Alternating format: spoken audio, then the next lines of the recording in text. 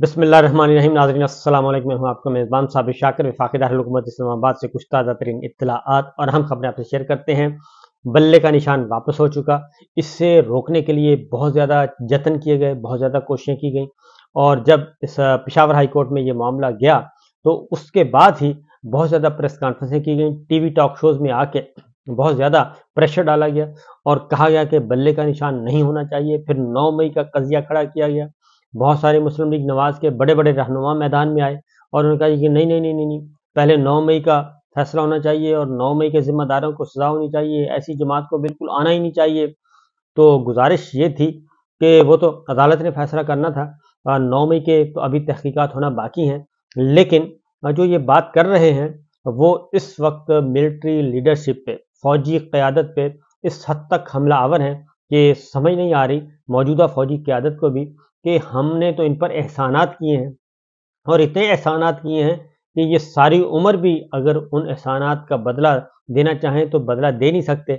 लेकिन हमारी फ़ौजी क़यादत को शायद इस बात का अंदाज़ा नहीं है कि वो भूल जाते हैं, हमें तो याद रहता है, लेकिन वो भूल जाते हैं कि इन जैसा गिरगिट की तरह रंग बदलने वाला भी कोई नहीं है।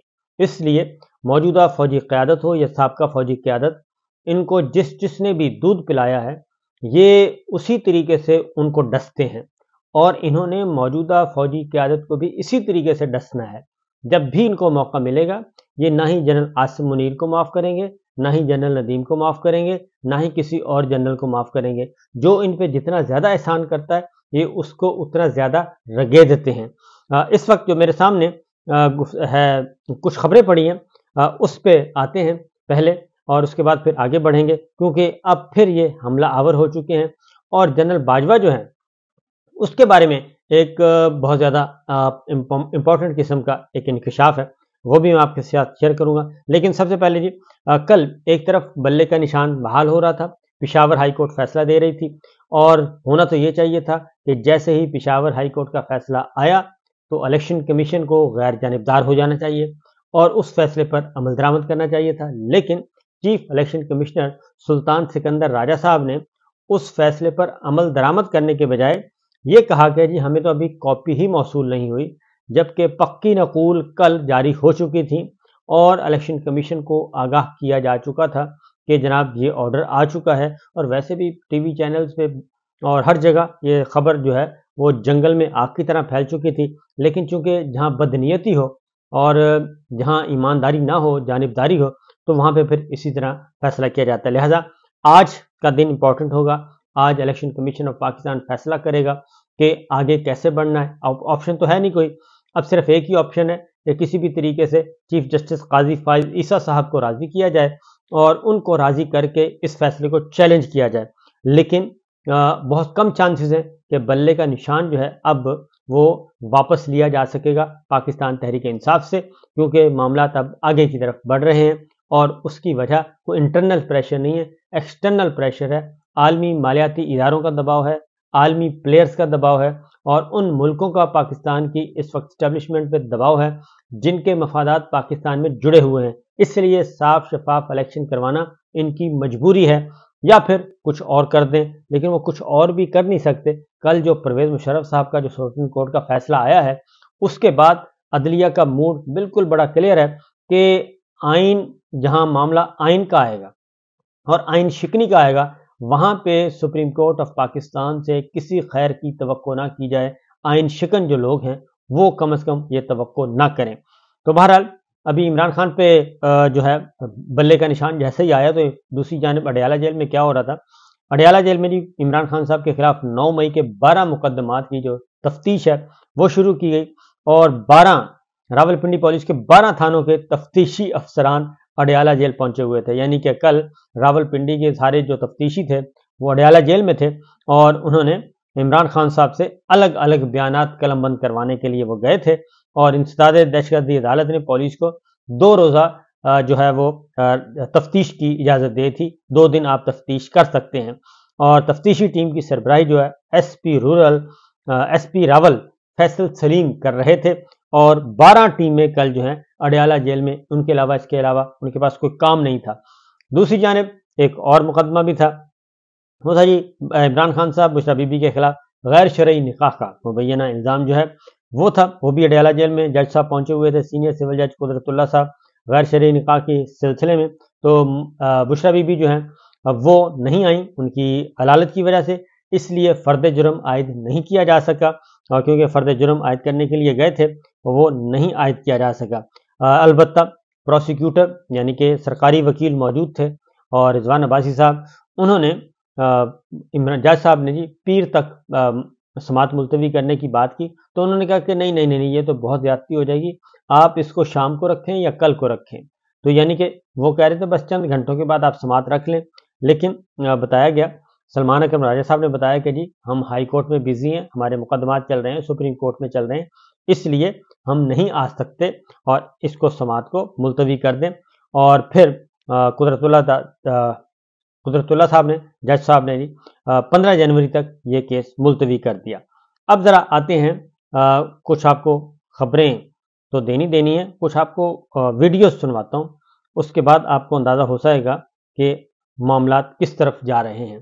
ایک تو پہلی بات مسلم لیگ نواز، مریم نواز صاحبہ، نواز شریف صاحب دونوں، اور ان کے جو اس وقت میسنجر ہیں اور ان کے جو ماؤتھ پیس ہیں، ترجمان کہنا چاہیے، وہ ہے جاوید لطیف صاحب۔ جیسے ہی ان کو پتہ چلا ہے کہ معاملات ٹھیک نہیں ہیں اور عمران خان صاحب اور پاکستان تحریک انصاف بلے کا نشان بھی بحال ہو رہا ہے، واپس آ رہے ہیں، اور کاغذات نامزدگی جو نوکر شاہی سے ایک درجنوں نہیں 20 کی تعداد میں، سینکڑوں کی تعداد میں جو مسترد کروائے تھے، وہ سارے کے سارے مسترد کاغذات جو ہیں وہ مسترد ہو گئے ہیں اور اپیلیں منظور ہو گئی ہیں، اور تمام کھلاڑی کم و بیش واپس آ چکے ہیں انتخابی دنگل میں، اور ڈاکٹر یاسمین راشد بھی واپس آ چکی ہیں، نواز شریف صاحب کے مقابلے میں الیکشن لڑیں گی، اور میرا نہیں خیال کہ نواز شریف صاحب کے مقابلے میں پھر ڈاکٹر یاسمین راشد ان حالات میں ہوں اور نواز شریف صاحب جیت جائیں۔ یہ بہت مشکل ہے کہ نواز شریف صاحب اب قومی اسمبلی کی سیٹ بھی بچا سکیں لاہور سے،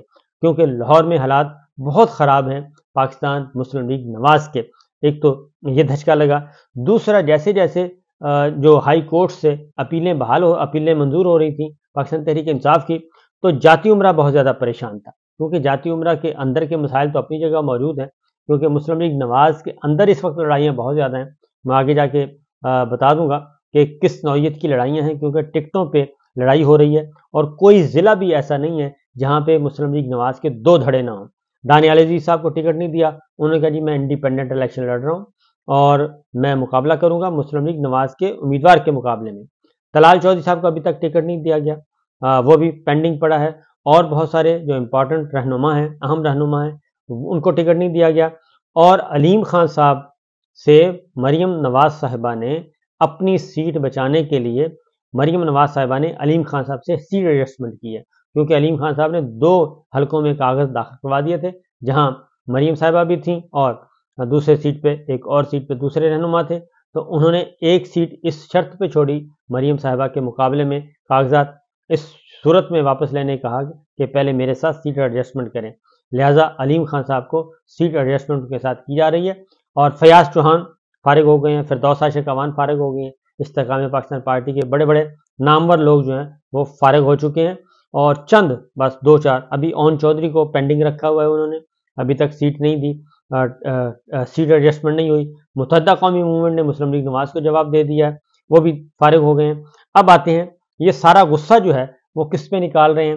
یہ سارا غصہ نکالا جا رہا ہے عاصم منیر، جناب عاصم منیر صاحب پہ، فوجی قیادت پہ، جناب ندیم صاحب پہ۔ کون اتار رہا ہے؟ جناب جاوید لطیف صاحب۔ ذرا سنیے وہ کیا کہہ رہے ہیں۔ کیا 2011 سے جو لوگوں کی ذہن سازی ہو رہی تھی، کی جا رہی تھی، اداروں میں بیٹھے لوگ کر رہے تھے، اور آپ یہ بتائیں کہ مجھے آپ بری بھی کر رہے ہیں، مجھے آپ تاحیات نااہلی سے بھی فارغ کر رہے ہیں، مجھے آپ الیکشن لڑنے کی اجازت بھی دے رہے ہیں، مگر جو 9-10 سال آپ نے بچوں کی ذہن سازی کی اداروں میں بیٹھے لوگوں نے، کیا وہ کہنا پسند نہیں فرمائیں گے کہ یہ بھی معصوم تھے؟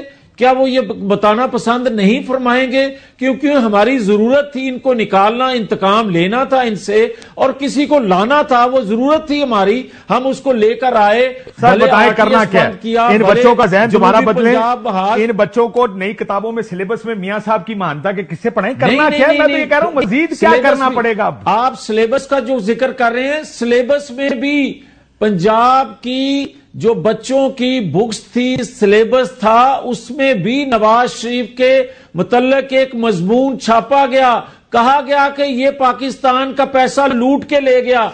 دوسرا سنیے جی، ایک تو یہ رونا رو رہے ہیں، ایک اور شاٹ ہے وہ بھی سنیے.